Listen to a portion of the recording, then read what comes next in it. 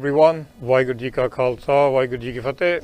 Today we will be introducing a very special guest from Iraq, Kurdish region, a Kurdish young lady called Susan Fahmy, who's been coordinating and volunteering with Khalsa Aid for the last 3 to 4 years. And she will give her own opinions, views, what it's like to work with Khalsa Aid, with refugees, especially working with the Yazidi women who were taken as slaves by ISIS and their experiences, but mostly what experiences are working or getting to know Sikhs and Sikh volunteers who have traveled to Iraq to assist the refugees from around the world. So I'd like to introduce to everyone Susan Fahmy from Iraq today. Good afternoon, Susan. Hi, how are you? Yeah, good, thank you very much. First of all, I know it's getting late there, so thank you very much for joining us, joining me and our viewers around the world to talk about the experience of Khalsa Aid. I think before we start, I've introduced you as somebody who's a Kurdish woman. I think although you're in Iraq, you're very proud of your Kurdish roots, and as you're from Kurdistan, right? Yes. Very good. As you introduced me again, my name is Susan Fahmy, and I'm a Kurdish woman from Kurdistan, which is northern Iraq. And yeah, I've been working with Khalsa Aid for the past couple of years. Very good. I think we met, well, you met, first of all, you met 2 other Khalsa Aid volunteers and coordinators, Kanwar Singh and Amarjit Bansal. I think that was in 2015, if I'm not wrong, 5 years ago. And was that the first time you met Sikhs? And what do you think of, first of all, having like Sikhs come to Kurdistan, Iraq to help, and then you saw the appearance? What did you think? Okay, so the first time I walked into the room and I saw 2 guys with a long beard and turban on. I was like, oh, I wonder where they're from. Like, I wonder who they are. And they started explaining like who they are, where they're from, and what they're doing. I was like, I've never heard about Sikhs. Like, who are they? Like, I was so interested to know like who they are. It was like there was so much similarity between the Sikhs and the Kurds. So I was like, oh, this is really interesting to know that who are they, why they are here, why they want to help this nation, you know? So that's where it started. That was the beginning of the Yezidi girls who've been abducted by ISIS coming back from ISIS, and that's when we started helping these girls out. But yeah, it was very interesting to know that I always say that the Kurds and the Sikhs are very, very close to each other, like in many, many different ways. They are very similar. So yeah, there's so many different ways that connects each other, even though that we are very far from each other. Yeah, I think I remember we have many similar words which I've known for the last several years, and we have a laugh about that. We share similar cultural similarities, and I think I remember, before we carry on, I remember talking to you when I was, I think it was Eid, and I was in the hotel and in Kurdistan in Iraq, and you were celebrating Eid with your family, and your mom and dad made food for me, and you brought food to my hotel in different containers. And then the next day I wanted to give them back, and I said to you to stop somewhere so I can buy sweets. And you asked me, why do I need to give sweets? And I said, whenever we get like pots and pans from the neighbors, that we always give back with some sweets in the pots and pans. And you started laughing that this is also the Kurdish tradition. Yeah, so it is. In so many other ways, like you said, some of the words, sometimes when I would say something like talking to somebody, you would say, oh, did you just say that? I was like, how did you know? You're like, oh, we say the same thing in our language. So yeah, we're very, very similar in so many ways. Language, also traditionals, even like the issues or the genocides that we went through as Sikhs and like the Kurds are so similar. So yeah. Yeah, you guys gone through many genocides and same as Sikhs. And coming back to the words, I think the latest words I picked up which I was laughing with you, was Tandurust. Tandurust. We always say Tandurust too. So you were saying, I think somewhere else heard you or somebody saying Tandurust, and I said, hang on, did you say Tandurust? You said, yeah. So it's amazing the similarities. I think what Khalsa Aid has done in the last 16 to 21 years, especially in the last 15, 16 years, going around the world, is made so many friends around the world and different cultures. And finding the culture with the Yazidis and the Kurdish people, especially the Kurdish people, I do feel very much at home being there. And I think when you said, like, the first time you met the Sikhs, you saw the turbans and the beards, and I think something that people really hard to understand, I think you will understand that, and you can explain it as a non-Sikh, what it was like for Sikhs to help the Yazidi people, and the Yazidi people were escaping ISIS who had turbans and beards. And then the Sikhs went with the turbans and beards to help. And you remember I remember the first video when some of the ladies wouldn't talk. Can you explain a little about what happened when the Sikh volunteers, Kanwar Singh and Amarjit, went to the camps with the Yazidi women? What happened? Yeah. Okay, so I remember that was the first time we went and helped those Yazidi women who escaped ISIS. There was a group of women that escaped ISIS with no man left in the family. There were about 70-something male member in the family were killed by ISIS, and they were only females, and we were trying to help them out. And I remember Kenwa was picking up the food pack to help the girl, and the girl came out of the tent, and she saw out of nowhere, she saw him, and she right away cried, and she was shocked, because unfortunately the way that ISIS that represented that beard and that turban they were wearing, they were thinking that, oh, this is ISIS, because that's what that was put in their head, because of the things that ISIS did to them, because the beard and turban was similar to that. They thought that they're gonna do something to her, or ISIS was back in her hometown to hunt her again. So she was really shocked. But once or two times, that's what I actually really love about Khalsa Aid.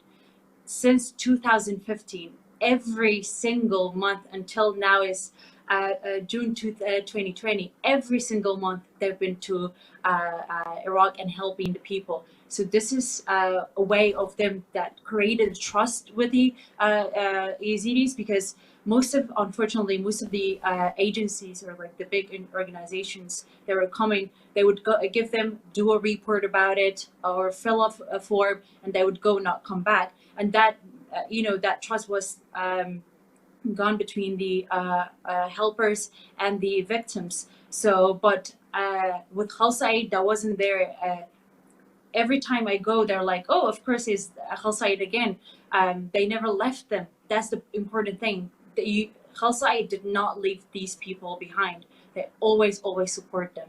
I think I remember going into some of the camps 2016, 17 with you, and even recently I saw some videos where they're singing Yazidi songs, and they put pictures of Sikhs in there to say thanks to the Sikhs who came from afar. But it was a very different story in 2014 when I first went to Kurdistan.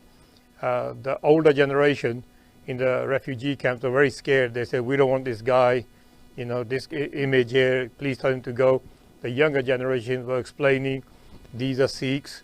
And I remember thinking, am I safe here? But they suffered so much, the Yazidis. So now, in the last 6-7 years, I think Khalsa Aid has become most trusted organization for the Yazidi community. And also, I remember talking to you, I think, about history of the Sikhs, that in the 18th century, when the Afghani armies used to go into India, loot Delhi, capture the women to take back with them, the Khalsa army used to go in, the Sikhs, to save those women and take them back to their homes, to the families again. So in a way, the Yazidi women who suffered so much, I wish we had a Khalsa army. We could have saved them, but we didn't have an army. So in a way, we relate to that these Yazidi women were also captured from their homes, taken as slaves. So the least we can do is help them with when they're rescued, or or they come back safe. So for us, Yeah. I think we left a very big mark of friendship with the Yazidi people. And you're Kurdish, you're not Yazidi. So let me just explain. The Kurdish, like Susan is a Muslim girl. The Yazidis are a 6,000-7,000-year-old religion, and they've always been persecuted and genocides, suffered genocide, 74 or 75. But they trust us. I'm a Sikh, you're a Muslim, and the Yazidis trust us. Why is such a big trust for two of us or our teams amongst this very small community? Okay, so one of the very important things that we as a Khalsa Aid do is we don't just give the aid and go, that's it. We go there, we speak to them, sharing our own suffers. Like for you to come there, explain what happened to the Sikhs, the genocide you guys went through, or the way you guys helped the women, what happened to your women, what happened to the men in your community. It was very similar to what happened to them, and that was like a bond for Yazidis and for the Sikhs to come. They're like, oh wow, like they understand us. They actually went through the pain we went through. They knew what happened to us. So that was a very important thing, that when you come there and you talk about your suffering and they hear about it, like, okay, that happened to others and not only us. So that was one of the very important points. And also, again, coming back and talking to them and understanding, hearing their problems, and not just come there one time, deliver one food pack and go, that's it. But continuing the helping them was the thing that actually have had the trust, build the trust between the Yazidis and the Khalsa Aid. And also for me as the And I always walk around. And that's one thing that people always ask me when you're traveling to. I think some of the places like Kanke, the Mosul Dam, we're working where ISIS positions were on the other side of the river, and we were on one side of the river. You can hear the bombs in January 2015 and 16, I think, our teams were there. And fighter jet, the bombers were coming so low, we had to leave the area. And people always ask me, do you still wear your turban? And I say to them that we wear different color turbans. Like turquoise, with something brighter to stand out.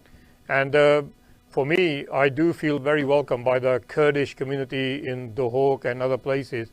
So I think a lot of people feel that the Middle East is full of murder, rape, people hate other religions. Kurdistan is very open. Kurdistan, generally Iraq, people from Iraq and Syria and Lebanon I met, they've been very open, very generous. And the Kurdish people especially are very, very welcoming for other faiths. And I think for us working in your region, it made it easier that we don't feel being victimized or picked on. And I've been there since, last 5-6 years. I never had any problem with the military and the police. So what is the history? Why are Kurd people so tolerant of other faiths? The Kurdish people have been through a lot, and they're actually, I would say, Kurdish people are the ones that are seeking peace. They're the peacemakers.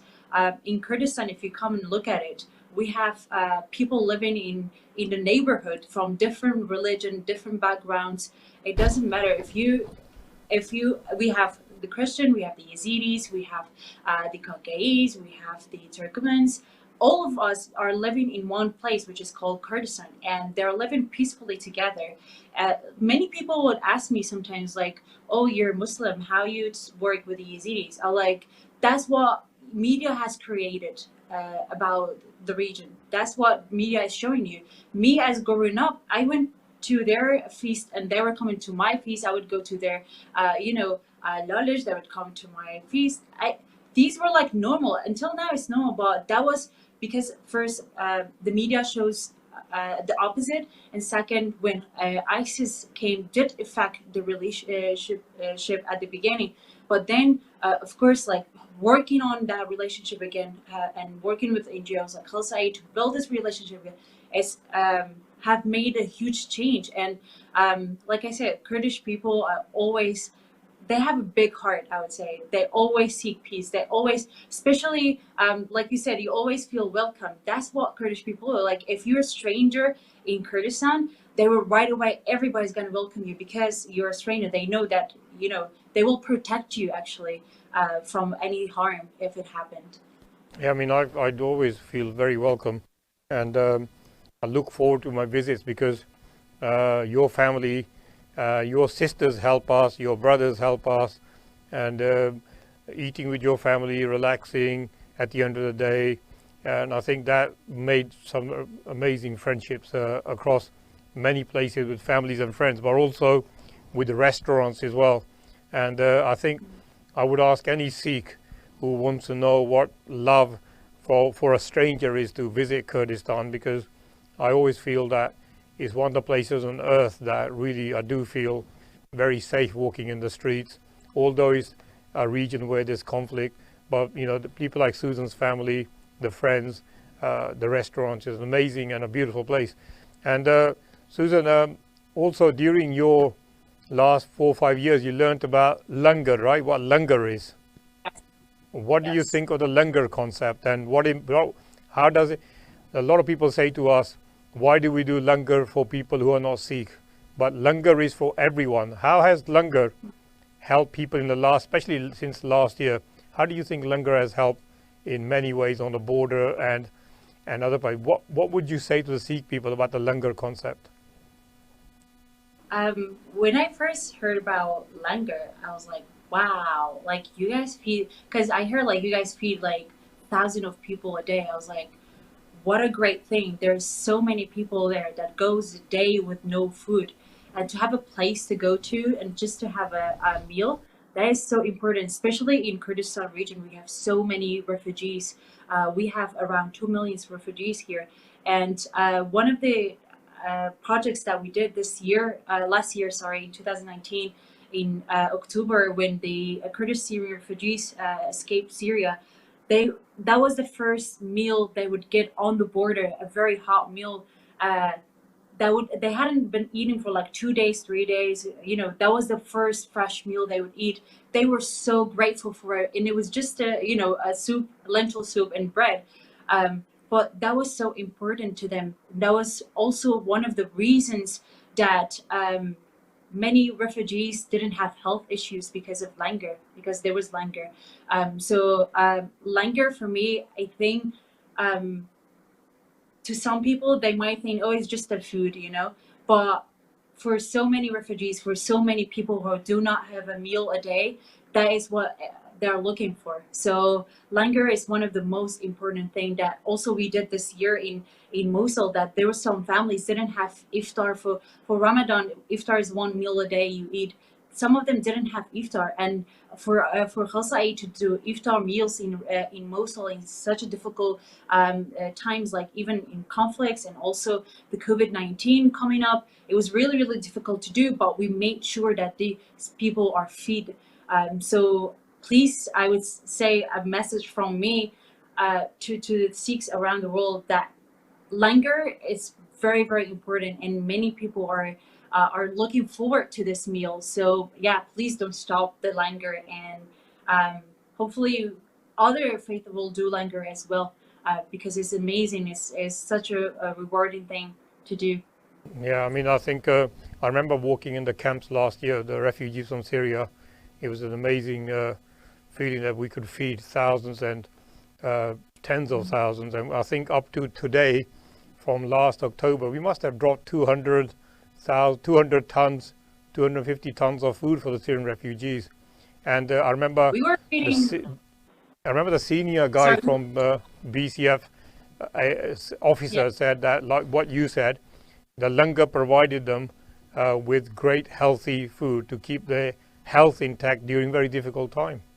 That was very important. Yeah. So I think, yeah, we'll continue.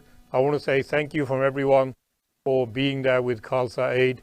You know, there's so many challenges and so much to do, and thanks to everyone, the volunteers in Kurdistan who work with you. And is there anything else you want to add about generally the plight of the refugees, or how Sikhs can do much more, or what message can you give to the Sikh community as a young Kurdish Muslim woman from a different faith who now know who the Sikhs are, that we don't put conditions on. We don't tell people, hey, wonderful, you become a Sikh. We just do the seva, as we call it, and we leave. What would your message be for the Sikhs around the world who are watching this video, and also a message generally from your heart to the community?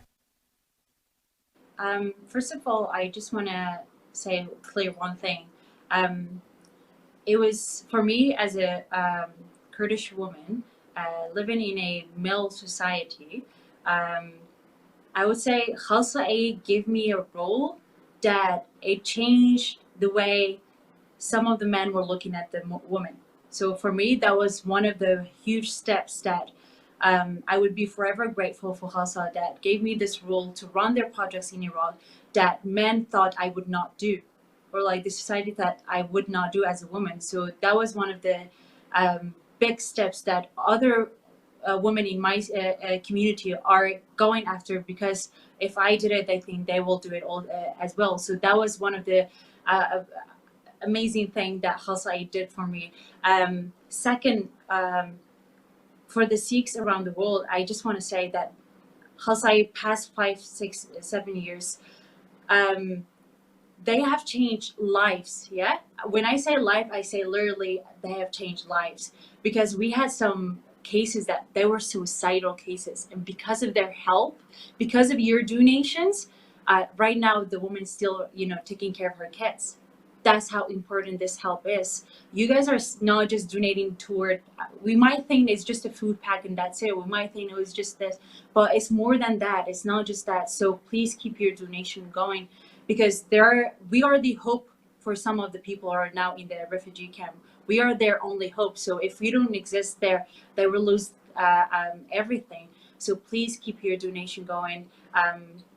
And that this, as a Khalsa Aid and coming to Kurdistan, was a way of us, of my community, to know another community in their struggle, and your community knew my struggle, my community struggle. So together, like we say always, together we are stronger. So we can fight for each other.